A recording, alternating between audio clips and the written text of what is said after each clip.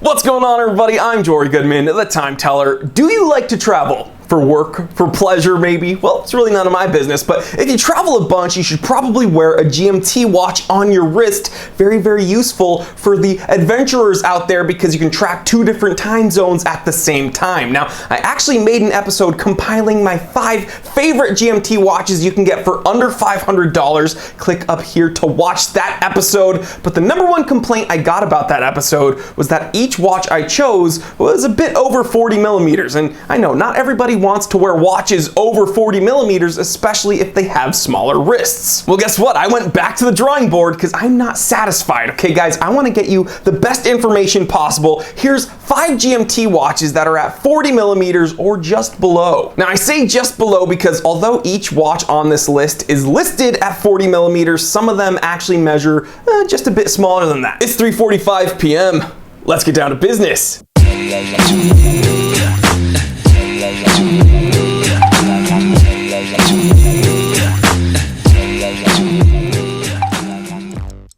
The first one on the list is the Hugo Yonkers Anniversary GMT. Now, this watch is actually the most affordable piece on the list, priced right around $250. Now, Yonkers is a German company. You might pronounce it Junkers if you're a stupid American like me, but it is Yonkers, okay? I said Junkers in one episode and everybody got furious. Okay, Yonkers is a German company, but this watch is powered by a Swiss Ronda quartz movement. That's right, it is quartz. You're getting a date window, you're getting super luminova lume, you're getting a mineral crystal. I know I would have liked to see maybe a sapphire, but all in all, a very functional, very useful, very affordable GMT, and it measures in right around 40 millimeters. Next up, the Frederic Constant Vintage Rally Healy GMT. Now, this racing-inspired GMT was released alongside a racing-inspired chronograph. The chronograph was listed at 42 millimeters. This non-chronograph GMT is listed at 40. You're getting some really nice texturing on the dial. Of course, you can expect some supreme detailing by Frederic Constant. This watch measures in right around 12.5 millimeters thick. You're getting an automatic movement. You're getting a sapphire crystal. Just a very elegant, proper 40 millimeter GMT. Next up, another German watch on the list, the Zin 856 UTC, or Sin,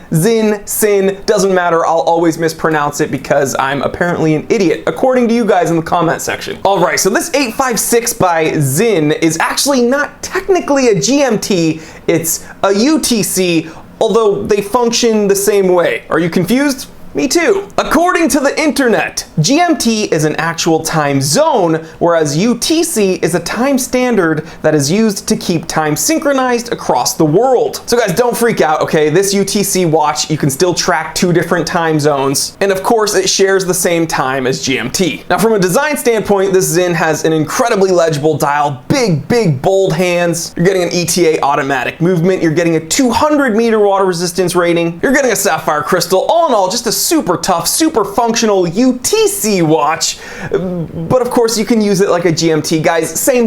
And I know there's gonna be some experts in the comment section. UTC is actually a little bit different than GMT because what happens is if you use this equation and you calculate, I don't care, okay? Which brings us to the watch I'm wearing on my wrist today, my Rolex Explorer 2 16570. We're talking about GMTs right around 40 millimeters. Of course I gotta talk about this watch. Now, if you haven't seen the full review on this watch, go ahead, click up here and check it out because I actually show you exactly how to use this GMT complication. It's got a quick set hour hand so you can very easily change the time zones. Really cool. And of course, this beautifully bold polar dial has great contrast with that red GMT hand. And of course, this watch measures in at 40 millimeters. That's what makes the 16570 reference number so cool. It's got that bulletproof oyster case, threaded crown with at least a 100-meter water resistance rating. It's got a date complication with a magnifier. I know some people hate the magnifiers. I think they're very cool and very Rolex. Let's see, of course you're getting that quick set hour hand. I told you about that. And in my opinion, with this watch, you're getting one of the most unique and just one of the most badass Rolexes you can get. Which brings us to the final watch on the list, the Victorinox Infantry GMT. Now, from a design standpoint, this watch has an almost vintage aesthetic. I really like the patinated hands. It's only 10 millimeters thick, so again, it kind of has field watch dimensions, powered by a Ronda quartz movement, and some really cool specs on this watch, 100-meter water resistance rating, and a sapphire crystal. It's tough, it's affordable, it's a GMT, and it's only 40 millimeters. All right, guys, well, there you have it. 5 GMT watches that you can find at 40 millimeters or are just a smidgen below. Now, I am right there with you guys. It is kind of frustrating. The trend is bigger is better nowadays with most watches, and not all of you want to wear watches bigger than 40 millimeters, so hopefully this list helps you out somewhat. But guys, as always, let's help each other out in the comment section. If you guys have any watches that you know of that kind of fit this criteria of GMT watches that you can find for maybe even under 40 millimeters, leave them in the comment section, because we can kind of have a little